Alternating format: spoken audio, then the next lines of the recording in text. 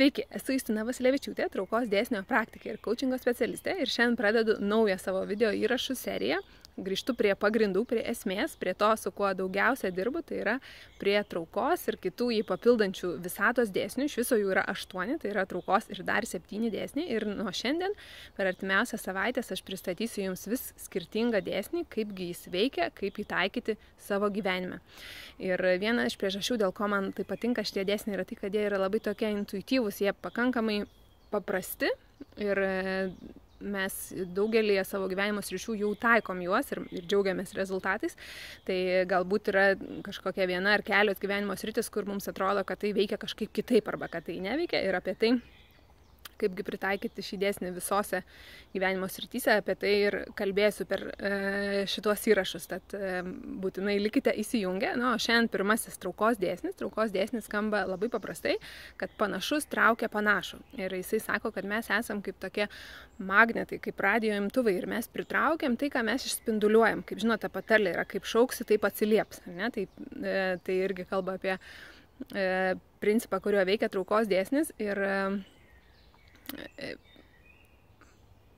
kartais mums atrodo, kad mes traukiam vienus dalykus, o realybėje pamatom kitus dalykus, tai gali rodyti, kad nesutampa tai, ką mes galvojam, su tuo, ką mes jaučiam. Ir čia buvo vienas iš pagrindinių atradimų, kaip pradėjau dirbti su šiais dėsniais. Aš iki šiol galvoju, kad svarbu yra mintis, ką mes galvojam, kas vyksta mūsų galvoje, ir mintis mūsų yra tikrai svarbu, bet dar svarbiau ir daug svarbiau yra tai, kaip mes jaučiam, ne? Kas vyksta širdį mūsų, kas vyksta emocinė mūsų centre. Ir tai, ką mes jaučiam, mes išspinduliuojam visada žymiai ir daug kartų stipriau negu tai, apie ką galvojam. Ir aišku, kad tai yra tarpusavį susiję, nes mintis sukelia jausmą kažkokią arba jausmą sukelia mintis, bet svarbu yra pastebėti tai, kaip mes jaučiamės, nes jeigu mes galvojam apie kažkokį tikslą ir širdis mūsų sako, taip, tikrai aš pritariu, darom tai, pritraukim tai, padarykim tai mūsų gyvenimo realybė, tada tai įvyks, bet jeigu ir širdis mūsų sako, kad ne, šitas tikslas nesaugus ir jeigu taip atsitiks, tai kažkas tai gali dėl šito blogo atsirasti arba tiesiog yra kažkaip pavojinga, gali būti kažkokie seniai įvykiai likę užsifiksavę, kurie trukdo mums pritraukti, kurie sukelia tą baimės jausmą, ir tada ta baimė atstumia, nes viskas, ko mes norim, jau nori mūsų. Net viskas, ką mes šiaip užtenka vieną kartą pagalvoti ir tai ateina, ne? Bet kartais reikia galvoti daugiau kartų, kartoti afirmacijas, priminimus dėl to, kad tiesiog mes įsitvirtintumėm savo, kad mes tikrai norim tą tikslą pasiekti. Ir vienas iš pavyzdžių traukos dėsnio man yra tai, kad aš dabar įrašinėju, kalbu su jumis būdama miške, ir tie iš jūsų, kurie sekat mano įrašus kurį laiką ir mano veiklą, žinot, kad aš esu labai didelė miško gerbėja, man labai patinka čia būti, vaikščioti, bėgioti, čia man kyla geriausios idėjos ir aš pagalvojau, kad šią vasarą kodėlgi ne pamėginti ir įrašyti šios įrašus miške su miško energija, gamtos palaikymu, su paukščiukais čiulbančiais fone, nežinau, ar girdisi jums.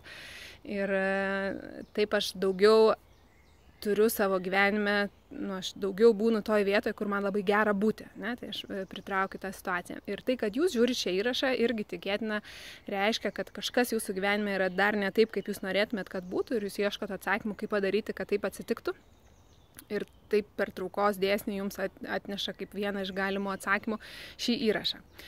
Taigi, traukos dėsnis daug jį papildančių tokių niuansų paaiškės per visus vėlesnius įrašus, kuriuos aš jums pristatysiu per artimiausias savaitės. Šiandien noriu pakviesti jūs, kad jūs pradėtumėt pastebėti, kaip viskas vyksta, kaip atrodo tas mechanizmas, kad jūs pagalvojate apie kažką ir tai įvyko, ne? Pagalvojat, kad kažko norėtumėt ir taip atsitiko, ir kad pastebėtumėt, kai galvojat apie tos dalykus, kurių galbūt jau seniai norit, jeigu yra kažkoks tikslas, kuris vis dar neišsipildė, taip pat pajauskit, kas vyksta jūsų kūne, kai galvojate apie šį tikslą. Gal kažkur atsiranda įtampa, gal kažkur spaudimas, gal kažkaip tai pajaučiat, kad sulinksta kūnas jūsų, ar užsispaudžia saulės rezginys, ar bet koks sunkumas, jeigu atsiranda, tai reiškia yra signalas, kad kažkurioje vietoje yra blokas, kuris neleidžia jūsų norui virsti tikrovę. Taip, kad patapkit savo gyvenimo detektyvais, atkreipkite dėmesį į save, kas vyksta su manim, kas vyksta manyje, kai galvoju apie tai, ko noriu, apie tai, ko siekiu.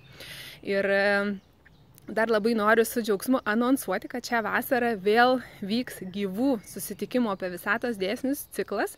8 vakariniai susitikimai, jie vyks trečiadieniais vakarais Vilniuje. Taip kad jeigu esate Vilniečiai, tai labai kviečiu prisijungti, susitikim gyvai. O jeigu esate ne Vilniuje, tai galite prisijungti per Skype'ą virtualiai. Šiuolaikinės technologijos, nėra jokių kliūčių, galite dalyvauti kur bebūtumėt. Pasižiūrėkit, po įrašu bus registracijos nuoroda, tai kviečiu prisijungti arba į visą ciklą, arba tikėtina, kad bus galima prisijungti ir į vieną ar į kelis užsiėmimus, pasižiūrėsim dar kaip grupė susiformuos, o kol kas kviečiu prisiminti, kad visata visada mus palaiko, visata niekada neklausia, ar Justina čia pakankamai gera, ar nusipelnė jau, kad jos noras išsipildytų ar ne. Nu ne, gal dar ne, nu gal dabar jau išsipildė, ne, visata niekada taip neklausia, jinai tiesiog mums sugražina tai, ką mes išspinduliuojam, tai jinai visada mums atsiunčia tai, ko prašom. Tai pastebėkit, ko jūs prašot, pamatykit, kaip tai, ko jūs prašot, pildosi. Gražios savaitės jums ir iki kitų susitikimų. Čia buvo Justina su linkėjimais iš miško. Iki.